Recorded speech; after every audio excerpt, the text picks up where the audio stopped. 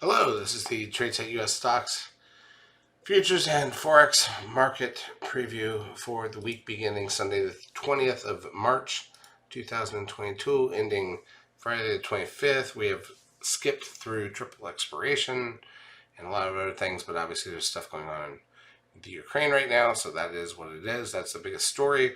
Here's a look at the dollar index daily chart.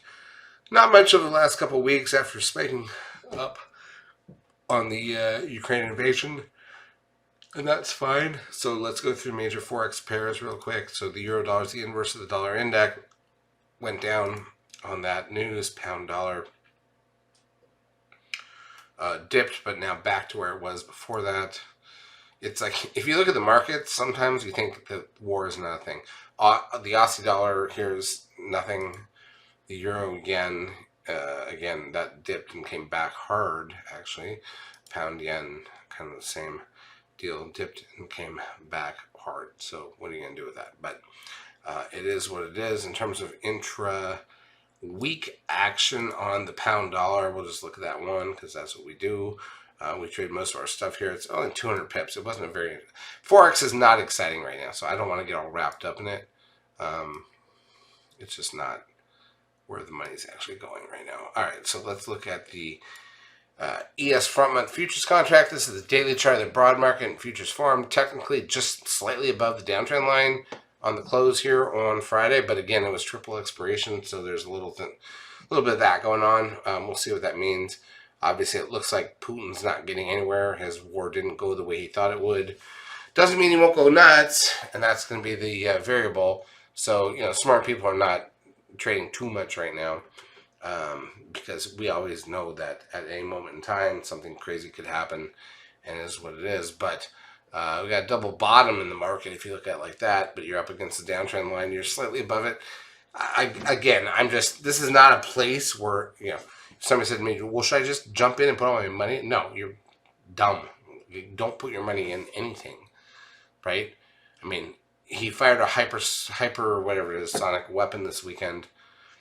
Is there a chance it comes down to something worse than that? Still sure.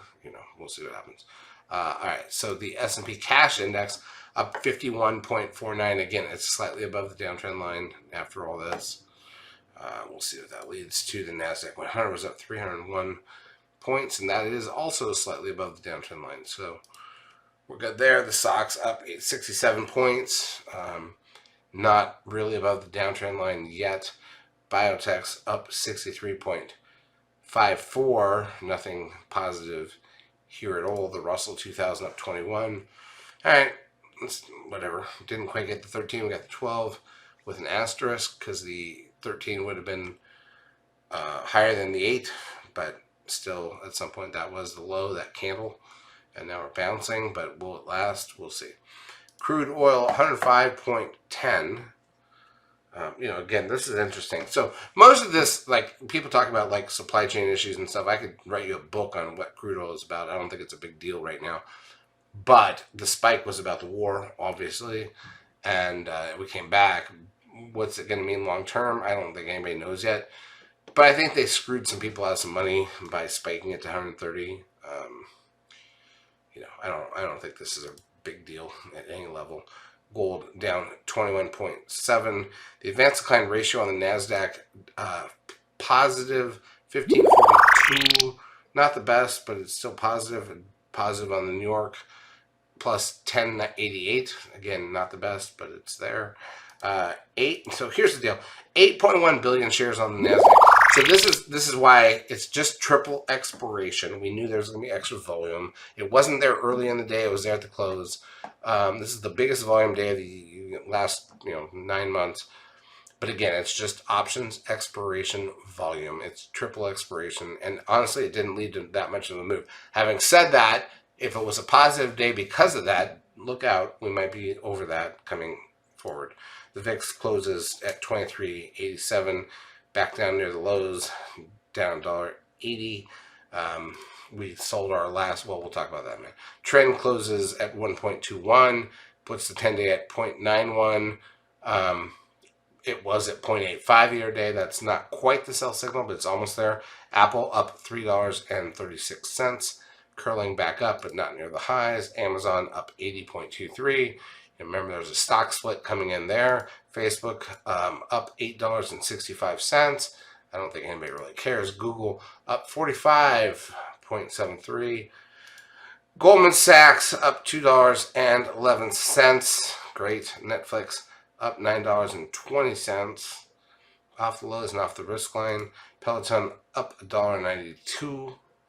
So that's fine. TLT, the 20-year bond ETF, up $1.61. So up a little bit on that means rates a little bit lower. But again, we're way down near the lows, so rates higher. And we know mortgage rates are over 4% again. So that ship has sailed with the Fed raising rates and probably going to do another 1.5% in rate hikes over the course of the year before we get to the end of 2022.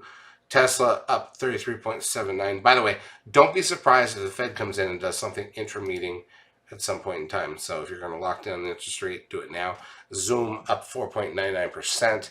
The VXX, so we sold this. This is a great run for us. I mean, a little bit helped by a nonsense thing where they stopped printing the money, right? But we made a lot of money this year on these calls that we bought at the last week of December, back when it was at 18 or so. We sold someone that was at 27 in January. We sold half, and then we sold more at 41 on the one spike day, and then we sold the rest at 27. Now it's at 25. So it was a good trade on the options there. I mean, literally, you should have made your year on that trade alone. Bitcoin, since at 41,930, is what it is, and the Dow was up 274. Now you look at the intra week action, and I'm going to show you the 10-minute candles so you can see what happened. Yeah, it's basically a straight up week. Nobody cares about the war. And NASDAQ, straight up week. Nobody cares about the war.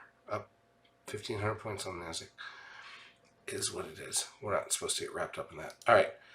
In terms of economic data coming out this week, there is a bit, and I don't know how to tell you how it all goes, but here's the deal: trade balance out of New Zealand tonight. Bank holiday for Japan to start the week. I got German PPI. I got a Fed chair. Oh, I think I'm on the wrong. No, I'm not. Fed Chair Powell speaks